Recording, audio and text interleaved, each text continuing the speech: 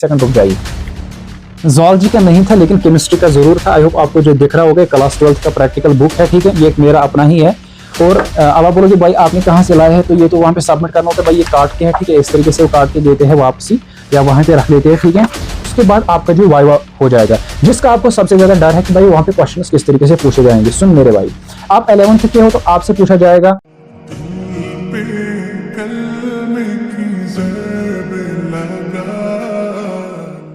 अस्सलामुअलैकुम ब्यूटीफुली। हमारे पास class 12th के एग्जामिनेशन एंड आने को है और यहाँ से आपका जो है प्रैक्टिकल्स का डेट शीट भी आउट हो गया। और हर साल जेके बोस जो डिस्ट्रिक्ट वाइज ही डेट शीट निकालता है आपके प्रैक्टिकल्स के लिए, और इस साल भी इन्होंने जो है निकाल दिया।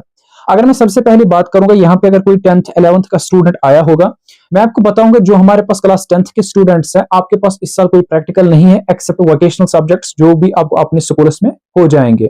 और जो हमारे पास क्लास 11th स्टूडेंट्स हैं, आपके जो physics chemistry bio EVS physical education के प्रैक्टिकल्स होते हैं वो आपको अपने ही स्कूल में हो जाएंगे, तो जिसकी वजह से आपको भी कोई टेंशन नहीं है। लेकिन शायद आपने भी अभी प्रैक्टिकल्स नहीं बनाए होंगे और आपको भी बहुत सारे डाउट्स आ रहे होंगे जो मैं अभी बोलने वाला हूं, जिसकी वजह से आपके लिए भी ये वीडियो बहुत ही इंपॉर्टेंट होने वाला है। अगर मैं बात करूंगा खासतौर पर क्लास 12 स्टूडेंट्स की, आप आज जो है डिप्रेसिव फेज में चल रहे हैं, एंजाइटी में, क्योंकि आप ढूंढ रहे हो एग्जाम के बाद आने वाली खुशियां, ठीक है, जो सबसे पहले आपके प्रैक्टिकल्स ने बिगाड़ दिए। तो आज मैं इंशाल्लाह कोशिश करूंगा आपका प्रैक्टिकल्स का टेंशन जो है झंझट खत्म करूंगा और इंशाल्लाह ताला आपके चेहरे पे थोड़ी बहुत मुस्कान लाने की कोशिश करूंगा। होना आप रेडी फिर इस वीडियो को देखने के लिए? Yes, you are ready. तो चलो फिर देखते हैं। इस वीडियो के अंदर मैं आपको सबसे पहले बताऊंगा कि जो आपकी मार्किंग स्कीम है प्रैक्टिकल्स की वो क्या है, यानी कि किस तरीके से मार्क्स आपके प्रैक्टिकल्स के दिए जाते हैं। दूसरी बात, इन प्रैक्टिकल्स को बनाना किस तरीके से। तीसरी बात, इन प्रैक्टिकल्स में क्वेश्चंस किस तरीके से पूछे जाते हैं।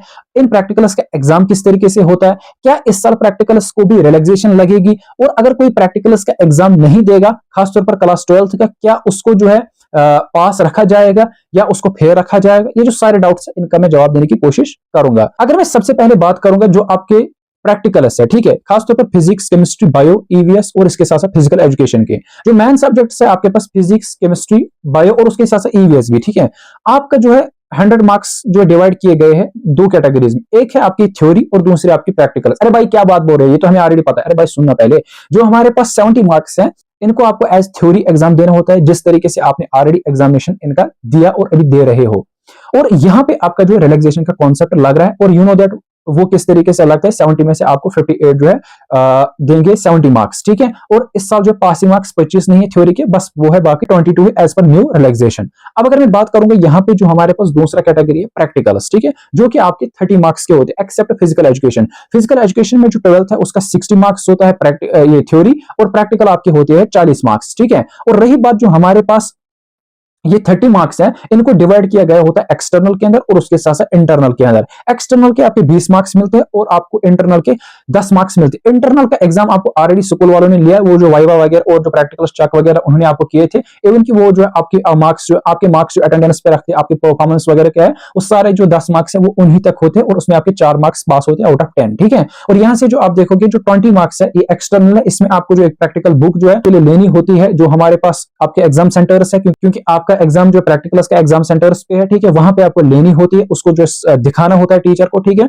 और उसके बाद, ठीक है, आपसे वो जो एक वाइवा लेता है और उसमें आपको जो है 20 मार्क्स एक्सटर्नल के मिलते हैं, ठीक है, जिसमें आपको जो 7 मार्क्स पास होते हैं। तो कुल मिला के आपके एक्सटर्नल्स के 11 मार्क्स पास होते हैं। आई होप आपको जो ये बात समझ आई होगी। This was all about marking scheme. और यहाँ पे जो आपके एक्सटर्नल्स है इसके लिए कोई जो है भाई साहब रिलैक्सेशन नहीं लगती है, ठीक है, यानी कि आपकी रिलैक्सेशन खाली थ्योरी के लिए है। ये जो 30 मार्क्स है इसके लिए कोई रिलैक्सेशन नहीं है।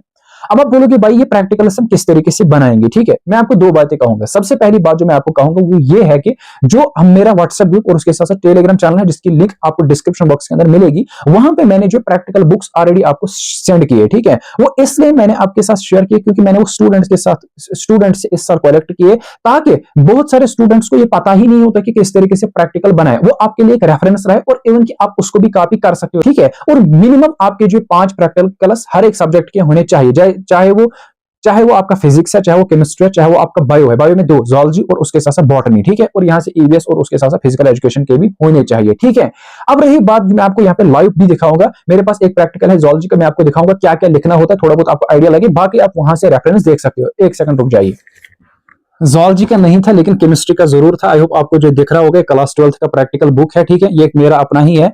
और अब आप बोलोगे भाई आपने कहाँ से लाया है, तो ये तो वहां पे सबमिट करना होता है भाई, ये काट के है, ठीक है, इस तरीके से वो काट के देते हैं वापसी या वहां पे रख लेते हैं, ठीक है। लेकिन यहाँ पे इंपॉर्टेंट चीज है वो क्या है, सुनो, यहाँ पे मैंने जो एक्सपेरिमेंट नंबर 1 बनाया है, ठीक है, यहाँ पे आप देख सकते हो, ठीक है। और ये जो एक्सपेरिमेंट नंबर 1 है, to prepare a sample of starch solution, ठीक है। तो यहाँ पे मैं आपको बताऊंगा लिखना क्या होता है। पहले आपको यही से समझ आया होगा, देखो ये यहाँ पे मैंने क्या एम लिखा है, ठीक है, रिक्वायरमेंट्स क्या है, प्रोसीजर क्या है और प्रिकॉशंस क्या है, ठीक है, ये मैंने जो इस पेज पे लिखे हैं। और उसके साथ साथ हाँ बस इतना मैंने लिखा है, ठीक है।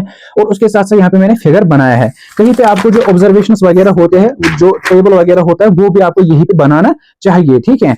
और बाकी जो ये मेन चीजें जो आपको लिखने होते हैं, जैसे कि यहाँ पे मैंने ऑब्जर्वेशन लिखा है, रिजल्ट लिखा है, और कभी कभार टेबल होता है, वो भी आपको इसी बुक के ऊपर, इसी ब्लैंक पेज के ऊपर बनाना होता है, ठीक है।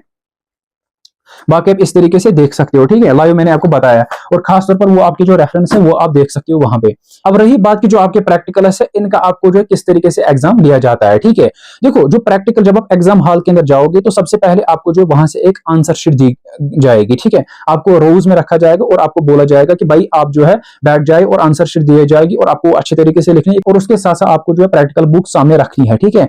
जो आपने, आप कह सकते हो, बनाए होंगे एक्सपेरिमेंट्स, या कोई भी आपको जो है एक्सपेरिमेंट दिया जाएगा और बोला जाएगा इसको लिख लीजिए, इसको उतार लो, 2-3 आपको वो लिखने होंगे। उसके बाद आपको जो है क्या आंसर शीट ली जाएगी वापस, और उसके बाद आपका जो वाइवा हो जाएगा, जिसका आपको सबसे ज्यादा डर है कि भाई वहां पे क्वेश्चंस किस तरीके से पूछे जाएंगे। सुन मेरे भाई, आप 11th के हो तो आपसे पूछा जाएगा सेल क्या होता है, या वो पूछेंगे नहीं क्योंकि वो अपने स्कूल के है, ठीक है, वो कभी पूछते ही नहीं है, इसलिए टेंशन लेने की जरूरत नहीं। लेकिन क्लास 12th आपको पूछा जाएगा, बताइए भाई साहब फर्टिलाइजेशन हम किसको कहते हैं, बताइए भाई साहब रिप्रोडक्शन हम किसको कहते हैं, बताइए भाई साहब जेनेटिक्स हम किसको कहते हैं। ऐसे ऐसे बेसिक सवाल आपको जो पूछे जाएंगे, ना कि आप कह सकते हो प्रैक्टिकल से वैल्यू उठा के आपसे पूछा जाएंगे, ठीक है। क्योंकि जेके बोस का दस्तूर ही ऐसा है, यानी कि प्रैक्टिकल जो उतना जो है इंपॉर्टेंट नहीं होते जेके बोस के लिए, लेकिन मार्क्स के हिसाब से इंपॉर्टेंट है, ठीक है।